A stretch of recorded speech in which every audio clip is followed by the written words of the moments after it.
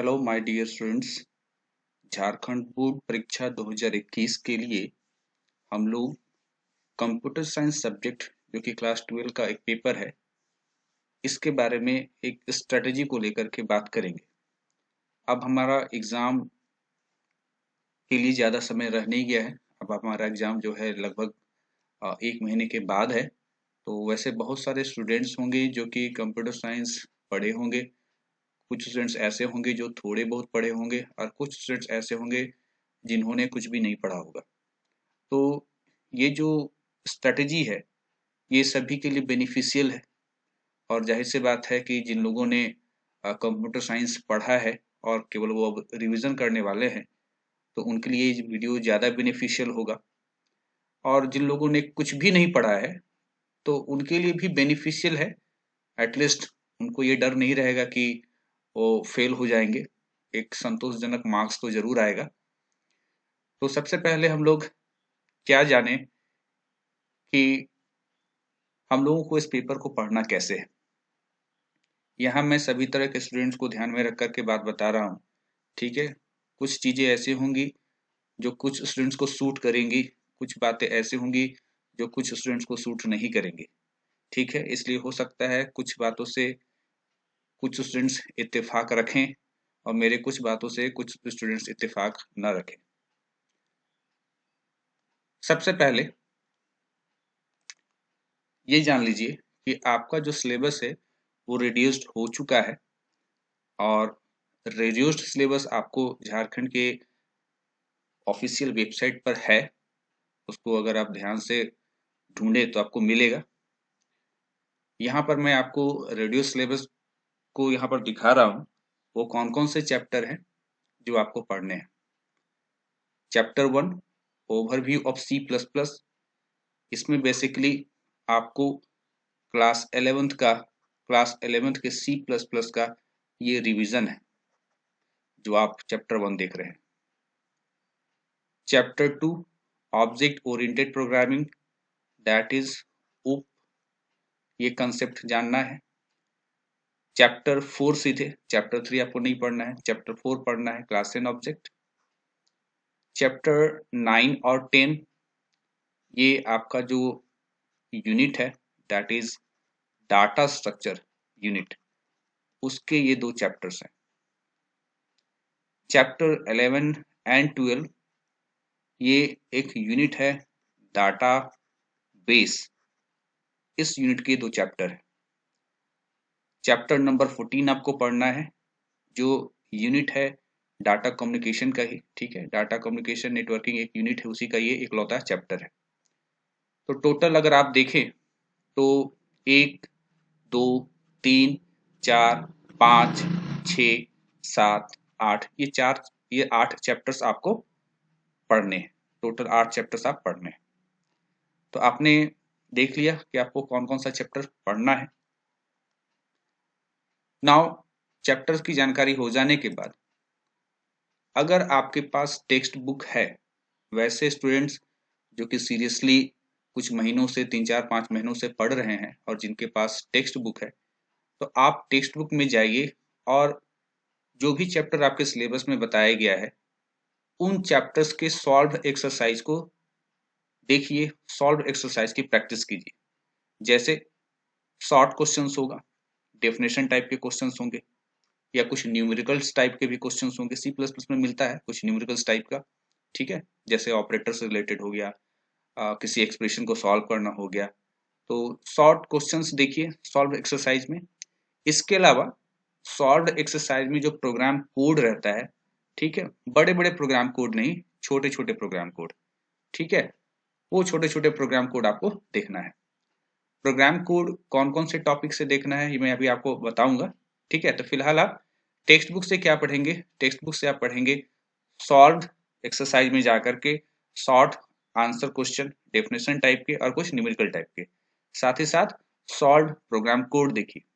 देखिए solve program code देखने से क्या होता है, आपको एक आइडिया भी होता है कि हाँ प्रोग्राम कैसे लिखा जाता है, ठीक है। 2 3 4 प्रोग्राम, 6 प्रोग्राम, 7 प्रोग्राम अगर आप देखेंगे तो ये आपका जो है एक लॉजिक भी डेवलप होता है और आपको एक आइडिया भी आ जाता है। प्रोग्राम कोड किन किन चैप्टर से देखना है मैं भी बता दूंगा आगे चल करके। नाउ टेक्स्ट बुक के बाद बात करते हैं हम लोग क्वेश्चन बैंक की। क्या क्वेश्चन बैंक पढ़ना ठीक होगा, क्योंकि आपका जो सिलेबस है वो रिड्यूस हो चुका है। रिड्यूस सिलेबस के हिसाब से क्वेश्चन बैंक तो आपका जो रहा वो तो ओल्ड सिलेबस के आधार पर रहा क्वेश्चन बैंक। ठीक है, इस बार आपका रिड्यूस सिलेबस हुआ है, तो आपको करना ये है कि आप क्वेश्चन बैंक उठाइए, उन क्वेश्चंस की ही प्रैक्टिस कीजिए जो आपके सिलेबस में दिए गए चैप्टर से मैच करता है।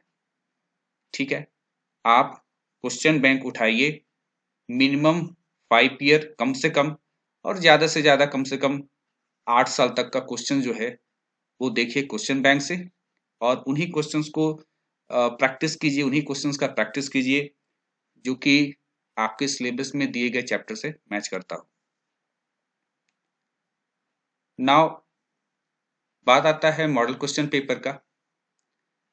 आप सभी को मालूम है कि model question paper computer science का नहीं आया है।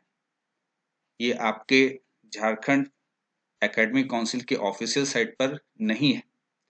यहाँ जो आप देख रहे हैं मॉडल क्वेश्चन पेपर, ये एक्चुअली इंटरनेट पर वायरल है। इसका सोर्स मुझे भी पता नहीं है कि कहाँ से आया है, लेकिन बहुत सारे ऐसे स्कूल्स हैं जिन्होंने इसी मॉडल क्वेश्चन पेपर के आधार पर इंटरनल टेस्ट लिया है। बहुत सारे स्टूडेंट्स मुझे ये कहे भी है कि ये जो मॉडल क्वेश्चन पेपर है इसका सॉल्यूशन कीजिए, क्योंकि हमारे स्कूल में इसी मॉडल क्वेश्चन पेपर से क्वेश्चंस पूछा गया है।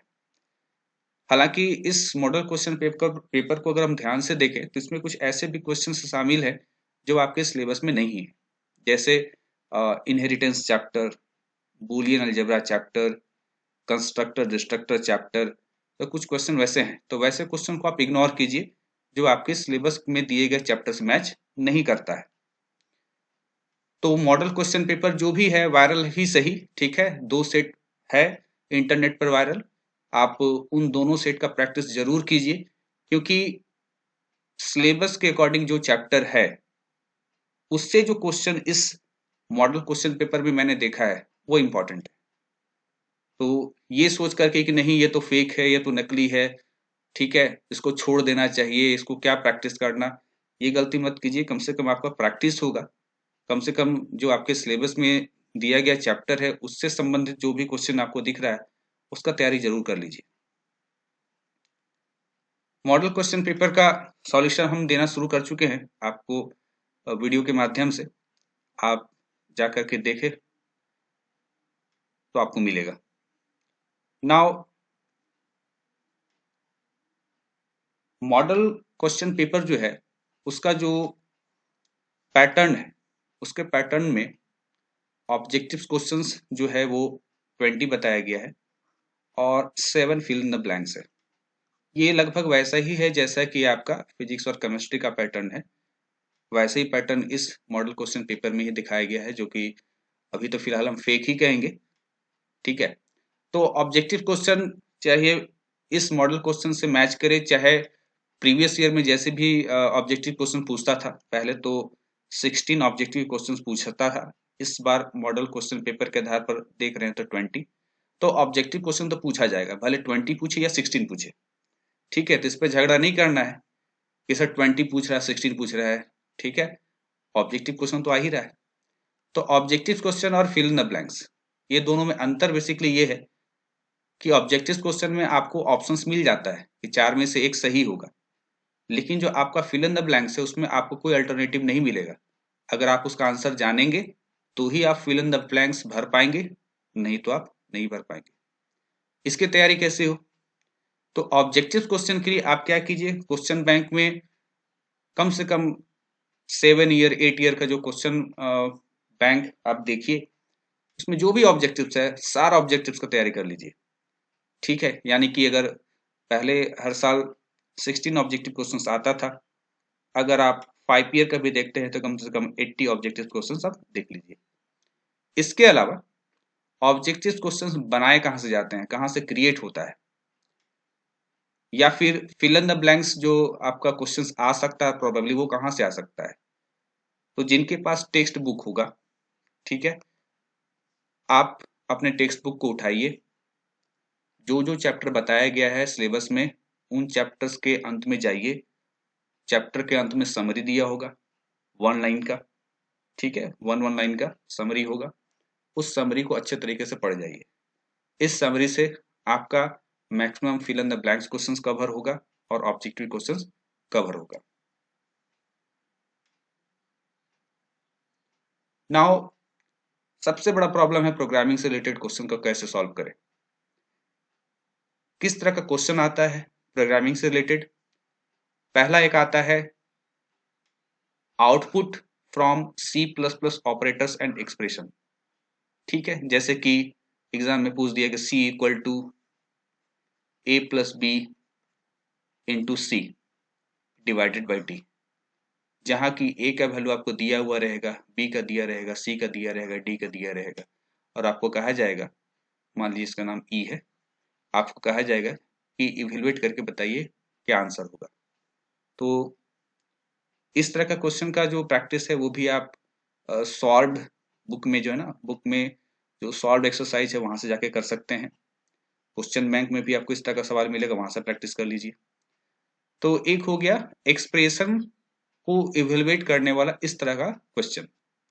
प्योर प्रोग्रामिंग तो नहीं है लेकिन सी प्लस प्लस प्रोग्राम से रिलेटेड है, इसलिए इसको प्रोग्रामिंग की कैटेगरी में हम यहाँ पर रखे हुए हैं। नाउ नेक्स्ट है हम लोग का प्रोग्राम का आउटपुट लिखना, ठीक है, प्रोग्राम का आउटपुट लिखना। ये प्रोग्राम का आउटपुट लिखिए। प्रोग्राम का आउटपुट लिखने के लिए ध्यान दीजिए क्या क्या सवाल हो सकता है किस किस टॉपिक से, जैसे कि इंक्रीमेंट डिक्रीमेंट ऑपरेटर, इससे रिलेटेड कुछ program code, for loop, while loop, इससे रिलेटेड प्रोग्राम आउटपुट है ना, इससे रिलेटेड प्रोग्राम होगा, उसका आउटपुट लिखने के लिए आएगा। कभी कभी इन दोनों का मिक्सचर भी होता है, यानी इन दोनों कॉन्सेप्ट को मिलाकर कोई प्रोग्राम कोड दिया रहेगा और उसका आउटपुट लिखने के लिए आपको आएगा। तो एक हो गया आपका आउटपुट वाला। नेक्स्ट डायरेक्टली आपको कोई प्रोग्राम लिखने के लिए आएगा, जैसे write a program in C plus plus to find out factorial of a number, ठीक है। एक सवाल और भी बहुत सारा कॉमन आता है, जैसे कि सीरीज का, जैसे एस इक्वल टू 1 + 2 + 3 ऐसे करते करते एन का निकालिए। ऐसा भी सवाल आता है एस इक्वल टू 1 का फैक्टोरियल प्लस 2 का फैक्टोरियल, ऐसे करते करते एन का फैक्टोरियल, ये निकालिए। ये सभी लूप वाले प्रोग्राम है। Now fourth number SQL command, ये सी प्लस प्लस प्रोग्रामिंग से रिलेटेड नहीं है, ये आपका डीबीएमएस से है, ठीक है, ये आपका डीबीएमएस से है। वहां पर आपको एसक्यूएल कमांड्स जो है उसका आपको प्रैक्टिस कर लेना है। इसका प्रैक्टिस भी आप बुक में जाइए, जो भी आपका सॉल्व है उसको देखिए, या क्वेश्चन बैंक में जाइए, वहां भी एसक्यूएल कमांड से रिलेटेड जो भी क्वेश्चन है उसको देखिए। तो आपने देखा प्रोग्रामिंग से रिलेटेड चीजें क्या क्या एग्जाम में पूछी जाती है और उसका किस तरीके से आपको उसको प्रैक्टिस करना है। नाउ एक चैप्टर है सबसे अंतिम 14 number chapter, data communication networking, उसके लिए किस तरह का तैयारी होना चाहिए।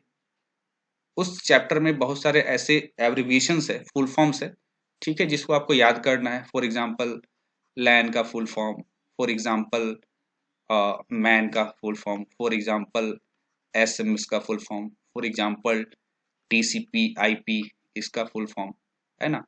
तो ये जो फुल फॉर्म देख रहे हो, या तो इस तरह का क्वेश्चन या शॉर्ट डेफिनेशंस आता है। शॉर्ट डेफिनेशंस में जैसे इन्हीं का छोटा छोटा डेफिनेशन पूछे, लैन का, मैन का, एसएमएस का, टीसीपी आईपी का, नेटवर्क क्या होता है, इंटरनेट क्या होता है, ईमेल क्या होता है।